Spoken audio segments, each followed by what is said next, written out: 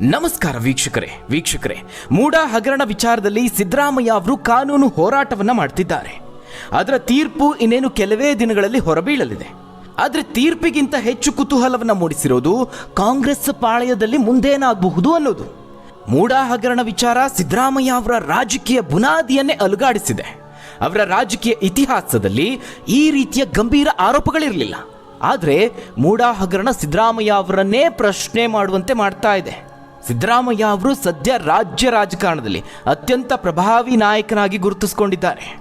ರಾಜಕೀಯ ಸಂಘರ್ಷದ ನಡುವಲ್ಲೇ ಬೆಳೆದು ಭವಿಷ್ಯಕ್ಕೆ ಭದ್ರ ಬುನಾದಿಯನ್ನ ಹಾಕಿ ರಾಜಕೀಯದಲ್ಲಿ ಬೆಳೆದಂಥವರು. ಅವರ ರಾಜಕೀಯ ಜೀವನ ಸುಲಭದ ದಾರಿಯೇನಾಗಿರಲಿಲ್ಲ. ಒಂದೇ ಪಕ್ಷದಲ್ಲಿ ಬೆಳೆದವರೂ ಅಲ್ಲ, ಪಕ್ಷಾಂತರವನ್ನೂ ಕಂಡಿದ್ದಾರೆ, ಸೋಲು ಗೆಲುವನ್ನೂ ಕಂಡಿದ್ದಾರೆ. ಹೋರಾಟದ ಬದುಕಿನ ಜೊತೆಗೆ ರಾಜಕೀಯದಲ್ಲಿ ಘಟಾನುಘಟಿಗಳ ಮಧ್ಯೆ ತಂತ್ರಗಾರಿಕೆಯನ್ನು ರೂಪಿಸಿ ಅದರಲ್ಲಿ ಗೆಲುವನ್ನು ಕಂಡವರು ಸಿದ್ದರಾಮಯ್ಯ ಅವರು. ಕಾಂಗ್ರೆಸ್ಗೆ ವಲಸೆ ಬಂದು ಅಲ್ಲಿನ ಪ್ರಭಾವಿಗಳ ಮಧ್ಯೆ ಎಲ್ಲರನ್ನ ಬದಿಗೊತ್ತಿ ರಾಜ್ಯದ ಸಿಎಂ ಆಗೋದು ಅಂದರೆ ಸುಲಭದ ಮಾತಲ್ಲ. ಆದರೆ ಈಗ ಹಗರಣ ವಿಚಾರ ದೊಡ್ಡ ಸಂಕಷ್ಟವನ್ನು ತಂದಿಟ್ಟಿದೆ. ಅಷ್ಟು ಮಾತ್ರ ಅಲ್ಲ, ಸಿದ್ದರಾಮಯ್ಯ ಅವರನ್ನ ಸಿಎಂ ಕುರ್ಚಿಯಿಂದ ಇಳಿಸೋದಕ್ಕೆ ಪಕ್ಷದಲ್ಲಿನ ಅವರ ಪ್ರತಿಸ್ಪರ್ಧಿಗಳು ತೆರೆಮರೆಯ ಆಟವನ್ನ ನಡೆಸ್ತಿದ್ದಾರೆ. ಇತರೆ ಪ್ರಭಾವಿ ನಾಯಕರು, ಅದರಲ್ಲೂ ಸಿಎಂ ರೇಸ್ನಲ್ಲಿರೋರು ರಹಸ್ಯ ಸಭೆಗಳನ್ನು ನಡೆಸೋದು, ಪ್ರತ್ಯೇಕ ಮಾತುಕತೆಯನ್ನು ನಡೆಸುವ ಮೂಲಕವಾಗಿ ಹಲವು ರೀತಿಯ ಪ್ರಯತ್ನವನ್ನ ಮಾಡ್ತಿದ್ದಾರೆ. ಈಗ ಸಿದ್ದರಾಮಯ್ಯ ಅವರು ಇದನ್ನ ಸಹ ಮೆಟ್ಟಿ ನಿಲ್ಲಬೇಕಾದಂತಹ ಪರಿಸ್ಥಿತಿ ಇದೆ. ಒಟ್ಟಾರೆ ಇದು ರಾಜಕೀಯ ಸಂಘರ್ಷಕ್ಕೆ ಎಡೆಮಾಡಿಕೊಟ್ಟಿದೆ.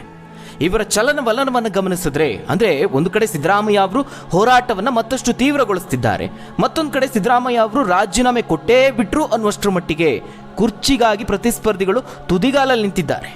ಇವೆಲ್ಲವನ್ನ ಗಮನಿಸಿದಾಗ ಸಿಎಂಗೆ ಕೋರ್ಟ್ನಲ್ಲಿ ಶಾಕ್ ಎದುರಾಗುತ್ತಾ ಅನ್ನುವ ಅನುಮಾನ ಕಾಡೋದಕ್ಕೆ ಶುರುವಾಗುತ್ತೆ. ರಾಜೀನಾಮೆಗೆ ಪಕ್ಷದಲ್ಲೇ ಒತ್ತಡ ಹೆಚ್ಚಾಗುತ್ತಾ, ಈ ರೀತಿಯ ಪ್ರಶ್ನೆಗಳನ್ನು ಹುಟ್ಟುಹಾಕಿದೆ. ಹಾಗಾದ್ರೆ ಕೋರ್ಟ್ ಸಿದ್ದರಾಮಯ್ಯ ಅವರಿಗೆ ಶಾಕ್ ಕೊಡುತ್ತಾ? ಮುಖ್ಯಮಂತ್ರಿ ಕುರ್ಚಿ ಹಿಂದೆ ಬಿದ್ದಿರುವ ಸಿದ್ದು ಪ್ರತಿಸ್ಪರ್ಧಿಗಳು ಯಾರು? ಏನಾಗ್ತಾ ಇದೆ ರಾಜ್ಯ ರಾಜಕಾರಣದಲ್ಲಿ? ಆ ಎಲ್ಲದರ ಬಗ್ಗೆ ಒಂದು ವರದಿ ಇದೆ, ನೋಡೋಣ. ವೀಕ್ಷಕರೇ, ಮೂಡ ನಿವೇಶನ ಹಂಚಿಕೆ ವಿವಾದಕ್ಕೆ ಸಂಬಂಧಿಸಿದಂತೆ ಹೈಕೋರ್ಟ್ನಲ್ಲಿ ವಿಚಾರಣೆ ನಡೀತಾ ಇದೆ. ಸಿಎಂ ಸಲ್ಲಿಸಿರುವ ಅರ್ಜಿಯ ವಿಚಾರಣೆ ನಡೀತಾ ಇದೆ. ಹೆಚ್ಚಿನ ವಿಚಾರಣೆಗಾಗಿ ಪದೇ ಪದೇ ಅದನ್ನು ಮುಂದೂಡಲಾಗ್ತಾ ಇದೆ. ಸದ್ಯದಲ್ಲೇ ತೀರ್ಪು ಹೊರಬೀಳುವಂತಹ ನಿರೀಕ್ಷೆ ಇದೆ. ಆದರೆ ವೀಕ್ಷಕರೇ, ಕೋರ್ಟ್ ಪ್ರಕಟಿಸುವಂತಹ ತೀರ್ಪಿಗಿಂತ ಮುಂದಿನ ದಿನಗಳಲ್ಲಿ ಆಡಳಿತ ಕಾಂಗ್ರೆಸ್ ಪಕ್ಷದಲ್ಲಿ ಮುಂದೆ ಏನಾಗಬಹುದು, ಯಾವೆಲ್ಲ ವಿದ್ಯಮಾನಗಳಿಗೆ ರಾಜ್ಯ ರಾಜಕಾರಣ ಸಾಕ್ಷಿ ಆಗಬಹುದು, ಇದರ ಮೇಲೆ ಎಲ್ಲರ ಕುತೂಹಲ ನೆಟ್ಟಿದೆ. ಕಾನೂನು ಹೋರಾಟದಲ್ಲೂ ಏನ್ ಬೇಕಾದರೂ ಆಗಬಹುದು. ತಮ್ಮ ಪಕ್ಷದಲ್ಲೇ ಅವರ ವಿರುದ್ಧವಾಗಿಯೇ ಒಂದಷ್ಟು ಚಟುವಟಿಕೆಗಳು ನಡೆಯಬಹುದು. ಇವೆಲ್ಲವನ್ನ ಸೂಕ್ಷ್ಮವಾಗಿ ಗಮನಿಸಿ ಅರಿತಿರುವಂತಹ ಸಿದ್ದರಾಮಯ್ಯ ಅವರು ಈಗ ಮತ್ತೊಂದು ಸುತ್ತಿನ ರಾಜಕೀಯ ಹೋರಾಟಕ್ಕೆ ಸಜ್ಜಾಗಿದ್ದಾರೆ. ಆ ಮೂಲಕ ಸ್ವಪಕ್ಷದಲ್ಲೇ ತಮ್ಮ ವಿರುದ್ಧವಾಗಿ ನಿಂತಿರೋರಿಗೆ, ಸಿಎಂ ಕುರ್ಚಿಗಾಗಿ ರೇಸ್ನಲ್ಲಿರೋರಿಗೆ, ಜೊತೆಗೆ ಹೈಕಮಾಂಡ್ಗೆ ಸಿದ್ದರಾಮಯ್ಯ ಅವರು ಕೌಂಟರ್ ಕೊಡ್ತಿದ್ದಾರೆ. ಅದಕ್ಕೇನ್ ಮಾಡ್ತಿದ್ದಾರೆ? ಈ ಇಡೀ ಪ್ರಕರಣವನ್ನು ಬಳಸಿಕೊಂಡು ತಮ್ಮನ್ನ ಮುಖ್ಯಮಂತ್ರಿ ಹುದ್ದೆಯಿಂದ ಕೆಳಗಿಳಿಸೋದಕ್ಕೆ ಹುನ್ನಾರ ನಡೆಸುತ್ತಿರುವ ಪಕ್ಷದ ಮುಖಂಡರ ವಿರುದ್ಧವಾಗಿ ಅಹಿಂದ ಅಸ್ತ್ರವನ್ನ ಪ್ರಯೋಗ ಮಾಡ್ತಿದ್ದಾರೆ. ಆ ಮೂಲಕ ತನ್ನನ್ನು ಕೆಳಗಿಳಿಸುವಂತಹ ಪ್ರಯತ್ನ ಮುಂದುವರೆದಿದ್ದೇ ಆದಲ್ಲಿ ಅದರಿಂದ ಕಾಂಗ್ರೆಸ್ ಪಕ್ಷಕ್ಕೆ ಏನೇ ಅಪಾಯ ಕಟ್ಟಿಟ್ಟ ಬುತ್ತಿ ಈ ಸಂದೇಶವನ್ನು ರವಾನಿಸ್ತಾ ಇದ್ದಾರೆ.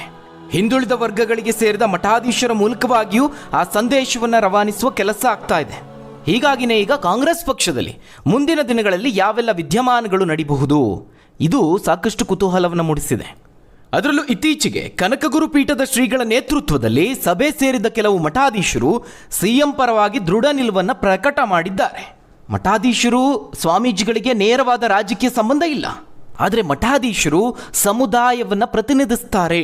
ಜಾತಿ ಜಾತಿಗೂ ಸ್ವಾಮೀಜಿಗಳಿದ್ದಾರೆ. ನಾವು ರಾಜಕೀಯ ಇತಿಹಾಸವನ್ನು ಗಮನಿಸಿದ್ರೂ ಪರೋಕ್ಷವಾಗಿ ರಾಜಕೀಯವಾಗಿ ಪ್ರಭಾವವನ್ನು ಬೀರುವಂತಹ ಸ್ವಾಮೀಜಿಗಳು ಕರ್ನಾಟಕದಲ್ಲಿದ್ದಾರೆ. ಹೀಗಾಗಿ ಇತ್ತೀಚಿನ ಈ ಮಠಾಧೀಶರ ಸಭೆ ಏನಿದೆ, ಇದು ಮುಂದಿನ ರಾಜಕೀಯ ಸಂಘರ್ಷಕ್ಕೆ ಮುನ್ನುಡಿ ಬರದಂತೆ ಕಾಣಿಸ್ತಾ ಇದೆ. ಇನ್ನು ಸಿದ್ದರಾಮಯ್ಯ ಅವರ ಚಲನವಲನವನ್ನು ಗಮನಿಸ್ತಾ ಇದ್ರೆ, ಬಹುಮುಖ್ಯವಾಗಿ ಪ್ರತಿಪಕ್ಷಗಳಿಗಿಂತ ತಮ್ಮ ಪಕ್ಷದೊಳಗೆ ಆಂತರಿಕವಾಗಿ ತಮ್ಮ ವಿರುದ್ಧವಾಗಿ ನಡೆಯುತ್ತಿರುವ ಚಟುವಟಿಕೆಗಳ ಬಗ್ಗೆ ಮುಖ್ಯಮಂತ್ರಿಯವರು ತೀವ್ರ ಗಮನ ಹರಿಸಿದಂತೆ ಕಾಣಿಸ್ತಾ ಇದೆ.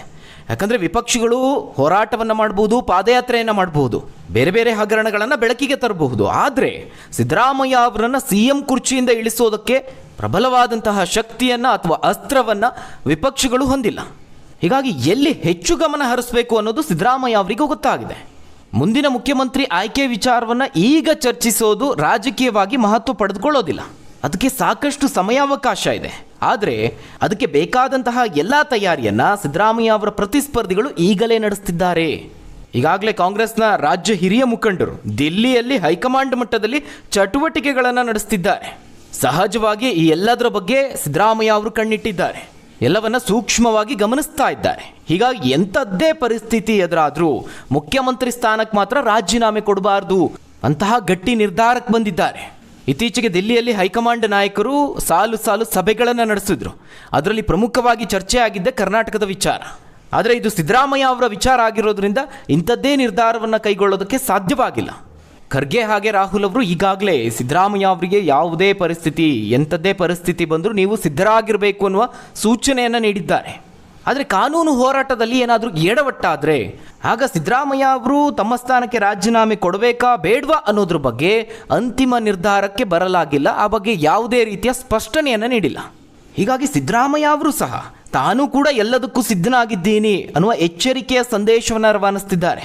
ತಮ್ಮ ಬಳಿ ಇರುವ ಒಂದೊಂದೇ ಅಸ್ತ್ರವನ್ನು ಪ್ರಯೋಗಿಸ್ತಾ ಇದ್ದಾರೆ.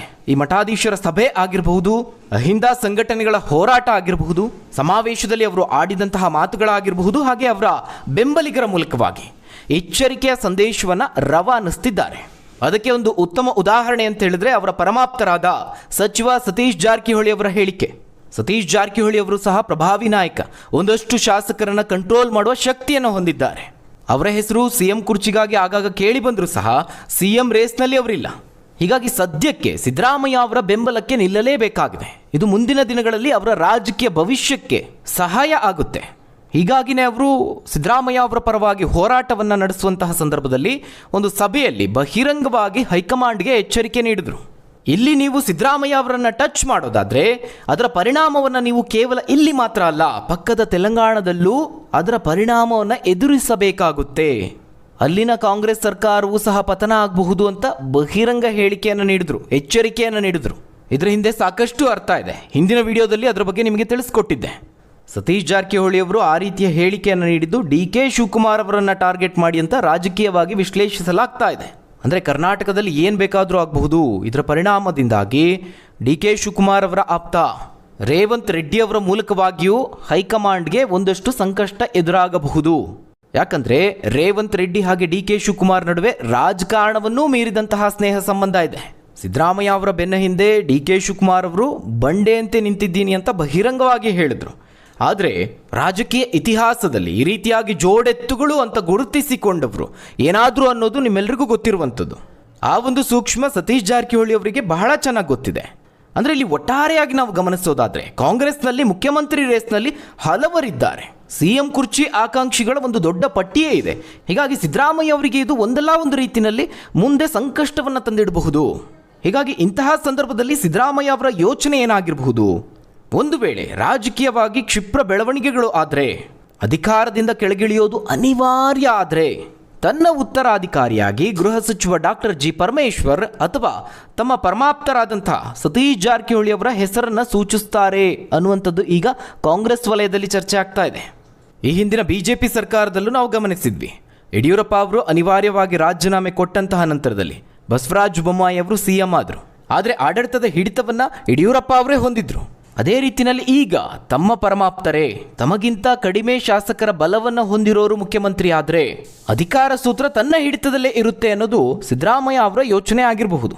ಯಡಿಯೂರಪ್ಪ ಅವರ ವಿಚಾರದಲ್ಲೂ ಇದೇ ರೀತಿಯಾಗಿತ್ತು. ಆಗ ಹೈಕಮಾಂಡ್ಗೆ ಅವರು ತಮ್ಮ ಬೇಡಿಕೆಯನ್ನು ಇಟ್ಟರು. ಬೊಮ್ಮಾಯಿ ಅವರು ಸಿಎಂ ಆದರು. ಈಗಲೂ ಸಹ ಅದೇ ರೀತಿಯಾದಂತಹ ಪರಿಸ್ಥಿತಿ ಇದೆ. ಹೀಗಾಗಿ ಬಹುತೇಕ ಸಿಎಂ ಕುರ್ಚಿಯನ್ನು ತಮ್ಮ ಜೀವನದ ಒಂದು ಬಹುದೊಡ್ಡ ಗುರಿಯಾಗಿಸಿಕೊಂಡಿರುವಂತಹ ಡಿ.ಕೆ. ಶಿವಕುಮಾರ್ ಅವರ ಆಸೆಗೆ ತಣ್ಣೀರೆರಚುವಂತಹ ಕೆಲಸಗಳು ಆಗಬಹುದು. ಆಗ ಖಂಡಿತವಾಗ್ಲೂ ಡಿ.ಕೆ. ಶಿವಕುಮಾರ್ ಹಾಗೆ ಅವರ ಬೆಂಬಲಿಗರು ಈ ಒಂದು ತೀರ್ಮಾನದ ವಿರುದ್ಧವಾಗಿ ಸಿಡಿದೇಳೋದು ಖಚಿತ. ಇದು ಕಾಂಗ್ರೆಸ್ನ ಆಂತರಿಕ ಕಲಹಕ್ಕೆ ದಾರಿ ಮಾಡಿಕೊಡುತ್ತೆ. ಹೀಗಾಗಿ ಕಾಂಗ್ರೆಸ್ನ ಮತ್ತೊಂದು ಗುಂಪು ಏನು ಹೇಳ್ತಾ ಇದೆ, ಈ ರೀತಿ ಆಗೋದಕ್ಕಿಂತ ಹಿರಿಯ ನಾಯಕ ಮಲ್ಲಿಕಾರ್ಜುನ್ ಖರ್ಗೆ ಅವರನ್ನು ರಾಜ್ಯ ರಾಜಕೀಯಕ್ಕೆ ತಂದರೆ, ಅವರ ಹೆಸರನ್ನು ಮುನ್ನೆಲೆಗೆ ತಂದರೆ ಆಂತರಿಕ ಕಲಹವನ್ನು ತಡಿಬಹುದು, ಎಲ್ಲರೂ ಗಪ್ಚುಪ್ಪಾಗ್ತಾರೆ, ಈ ರೀತಿಯ ಆಲೋಚನೆಯಲ್ಲಿದ್ದಾರೆ. ಹೀಗಾಗಿ ಸಿದ್ದರಾಮಯ್ಯ ಅವರು ಮೂಡಾ ಹಗರಣವನ್ನೇನೋ ಪಾಸ್ ಮಾಡಬಹುದು, ಆದರೆ ಪಕ್ಷದೊಳಗಿನ ವಿಚಾರವನ್ನು ಕಟ್ಟಿ ಹಾಕೋದು ಅಷ್ಟು ಸುಲಭದ ಕೆಲಸ ಅಲ್ಲ. ಹೀಗಾಗಿ ಈ ಸಂದರ್ಭದಲ್ಲಿ ಸಿದ್ದರಾಮಯ್ಯ ಅವರು ಏನು ಮಾಡಬೇಕು, ತಾನು ಕಾಂಗ್ರೆಸ್ ಪಕ್ಷಕ್ಕೆ ಅನಿವಾರ್ಯ ಅನ್ನೋದನ್ನು ಸಾಬೀತುಪಡಿಸಬೇಕು. ಪ್ರತಿಯೊಂದು ಹಂತದಲ್ಲೂ ಪ್ರತಿಯೊಂದು ಸಂದರ್ಭದಲ್ಲೂ ಸಿದ್ದರಾಮಯ್ಯ ಅವರು ಅದನ್ನು ಸಾಬೀತು ಮಾಡಬೇಕಾಗುತ್ತೆ. ಹೀಗಾಗಿ CM ಈಗ ಒಂದೊಂದೇ ರಾಜಕೀಯ ದಾಳವನ್ನು ಉರುಳಿಸ್ತಿದ್ದಾರೆ. ಇನ್ನು ಮತ್ತೊಂದು ವಿಚಾರ ಅಂತ ಹೇಳಿದ್ರೆ ವೀಕ್ಷಕರೇ, ಒಟ್ಟಾರೆಯಾಗಿ ಕಾಂಗ್ರೆಸ್ನಲ್ಲಿನ ಈ ಚಟುವಟಿಕೆಗಳನ್ನು ಗಮನಿಸಿದ್ರೆ ಅದರಲ್ಲೂ ಪ್ರಮುಖವಾಗಿ CM ರೇಸ್ನಲ್ಲಿರೋರು ಈ ರೀತಿಯ ತೆರೆಮರೆಯ ಆಟವನ್ನು ಆಡ್ತಿರೋದು ನೋಡಿದ್ರೆ ಮೂಡಾ ಹಗರಣ ವಿಚಾರದಲ್ಲಿ ನ್ಯಾಯಾಲಯದಲ್ಲಿ ಸಿದ್ದರಾಮಯ್ಯ ಅವರಿಗೆ ಹಿನ್ನಡೆ ಆಗುತ್ತಾ ಈ ಒಂದು ಅನುಮಾನ ಮೂಡೋದಕ್ಕೆ ಶುರುವಾಗಿದೆ. ತನಿಖೆಗೆ ಸಂಪೂರ್ಣವಾಗಿ ಅನುಮತಿಯೇ ಸಿಕ್ಕಿಲ್ಲ, ಇನ್ನೂ ಕೋರ್ಟ್ನಲ್ಲಿ ವಿಚಾರಣೆ ನಡೀತಾ ಇದೆ. ಹೀಗಿರುವಾಗಲೇ ಆರಂಭದಲ್ಲೇ ಬಹಳ ತರಾತುರಿಯಲ್ಲಿ ಕೆಲವೊಂದಷ್ಟು ಕಾಂಗ್ರೆಸ್ ನಾಯಕರು ಸಭೆಗಳನ್ನು ನಡೆಸ್ತಿದ್ದಾರೆ, ತಮ್ಮ ಬೆಂಬಲಿಗರನ್ನು ಒಟ್ಟುಗೂಡಿಸುವಂತಹ ಕೆಲಸವನ್ನು ಮಾಡ್ತಿದ್ದಾರೆ, ರಹಸ್ಯ ಸಭೆಗಳನ್ನು ನಡೆಸ್ತಾ ಇದ್ದಾರೆ, ಔತಣಕೂಟಕ್ಕೂ ಹೋಗ್ತಿದ್ದಾರೆ. ಇದೇ ವಿಚಾರ ಈಗ ಅನುಮಾನಕ್ಕೆ ಕಾರಣ ಆಗಿರುವಂಥದ್ದು. ಇದಿಷ್ಟು ರಾಜ್ಯ ರಾಜಕಾರಣದ ಸುದ್ದಿ. ಹಾಗಾದರೆ ವೀಕ್ಷಕರೇ, ಈ ಬಗ್ಗೆ ನೀವೇನಂತೀರಾ? ಸಿದ್ದರಾಮಯ್ಯ ಅವರ ರಾಜಕೀಯ ಭವಿಷ್ಯ ಏನಾಗಬಹುದು, ಅದರಲ್ಲೂ ಕೋರ್ಟ್ ಯಾವ ರೀತಿಯ ನಿರ್ಧಾರವನ್ನು ತೆಗೆದುಕೊಳ್ಳಬಹುದು? CM ರಾಜೀನಾಮೆ ನೀಡಬೇಕಾ ಅಥವಾ ಬೇಡವಾ? ಅದಕ್ಕೆ ಕಾರಣ ಏನು? ತಪ್ಪದೆ ನಿಮ್ಮ ಅನಿಸಿಕೆ ಅಭಿಪ್ರಾಯವನ್ನು ಕಮೆಂಟ್ ಮೂಲಕವಾಗಿ ತಿಳಿಸಿ. ಧನ್ಯವಾದಗಳು ವೀಕ್ಷಕರೇ.